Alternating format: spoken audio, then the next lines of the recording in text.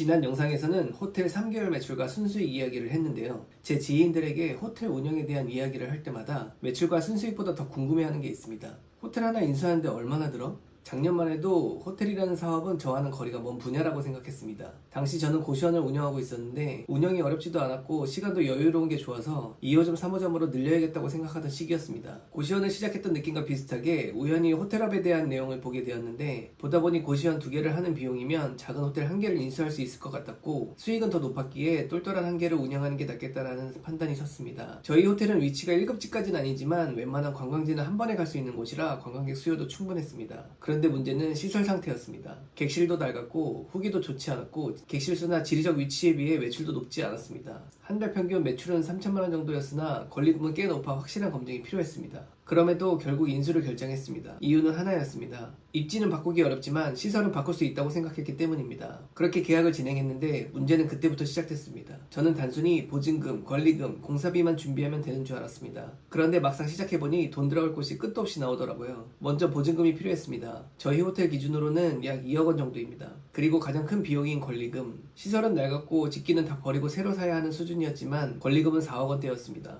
왜 그랬을까요? 결국 서울 도심 입지와 숙박업 영업 허가증 때문입니다. 특히 보증금과 권리금은 대부분 현금이 필요합니다. 대출로 해결하기 쉽지 않았기 때문에 가장 부담이 컸습니다. 하지만 일반적인 가정집을 개조한 에어비앤비보다는 10년 운영이 보장이 되기에 도전해보기로 합니다. 도전의 시작은 보증금과 권리금의 지출이었죠. 그리고 바로 시작된 인테리어 공사. 객실은 기본적인 전기공사, 도배, 바닥 데코 타일을 깔았고 복도는 전체 벽과 천장을 페인트로 칠했고 바닥은 카페트를 깔았습니다. 공용 공간에는 작지만 친구를 수납할 수 있는 수납장과 쓰레기통, 싱크대를 추가 설치했습니다. 시간도 부족했고 예산도 부족했기 때문에 딱 한 군데 화장실 타일 공사는 과감하게 제외했습니다. 결과적으로 약 4주 동안 공사를 진행했고 인테리어 비용은 약 8천만원 정도가 들었습니다. 그리고 무인 운영을 목표로 구성했기에 키오스크와 키텍 시스템을 처음부터 기획합니다. 직원이 없어도 체크인과 체크아웃이 가능하도록 만든 것이죠. 키텍 설치 및 전기공사, 키오스크 도입 비용까지 약 2,500만원 정도가 들어갔습니다. 당장은 큰 돈이 들어가지만 리셉션 인건비를 생각하면 추후 더 큰 돈을 아낄 수 있겠다는 판단이었습니다.